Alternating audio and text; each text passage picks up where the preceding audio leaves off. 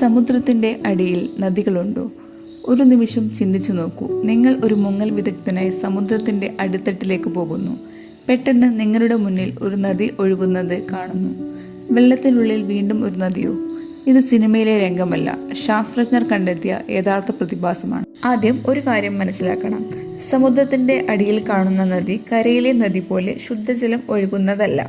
ഇതൊരു under water river എന്ന പ്രതിഭാസമാണ്. ഇവിടെ ഒഴുകുന്നത് വളരെ ഉയർന്ന ഉപ്പിന്റെ അളവുള്ള വെള്ളം അഥവാ ബ്രൈൻ ആണ്. ലക്ഷക്കണക്കിന് വർഷങ്ങൾക്ക് മുമ്പ് ചില സമുദ്രങ്ങൾ ഉണങ്ങി വലിയ ഉപ്പുപാളികൾ രൂപപ്പെട്ടു. പിന്നീട് വീണ്ടും വെള്ളം നിറഞ്ഞപ്പോൾ ആ ഉപ്പുപാളികൾ അലിഞ്ഞ് അത്യധികം ഉപ്പുള്ള വെള്ളം രൂപപ്പെട്ടു. ഈ വെള്ളത്തിന് ചുറ്റുമുള്ള കടൽ വെള്ളത്തേക്കാൾ കൂടുതൽ സാന്ദ്രത ഉള്ളതിനാൽ അത് അടിയിലേക്ക് താഴ്ന്ന് താഴ്വരകളിലൂടെ ഒഴുകുന്നു. അതിനാലാണ് അതൊരു നദി പോലെ കാണപ്പെടുന്നത്.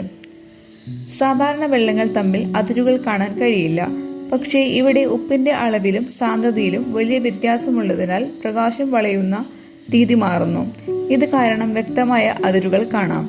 ദൂരത്ത് നിന്ന് നോക്കുമ്പോൾ അത് കരയിലെ ഒരു നദി പോലെ തോന്നും.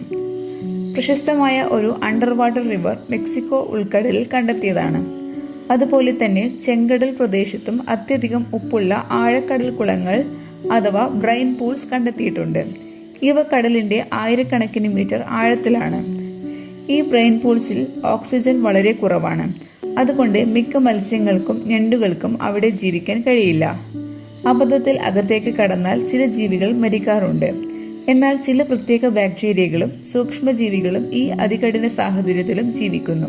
ഈ സ്ഥലങ്ങൾ പഠിക്കുന്നത് ഭൂമിയിലെ ആദ്യകാല ജീവൻ എങ്ങനെ രൂപപ്പെട്ടു എന്നത് മനസ്സിലാക്കാൻ സഹായിക്കുന്നു. കൂടാതെ യൂറോപ്പ, എൻസെലഡസ് പോലുള്ള മഞ്ഞുമൂടിയ ഉപഗ്രഹങ്ങളിലെ സമുദ്രങ്ങളിൽ ജീവന്റെ സാധ്യതയെക്കുറിച്ചും ശാസ്ത്രജ്ഞർക്ക് സൂചനകൾ നൽകുന്നു. ഇത് ശുദ്ധജല നദിയല്ല. ഇവയെ പലപ്പോഴും ബ്രൈൻ പൂൾസ് എന്നാണ് വിളിക്കുന്നത്.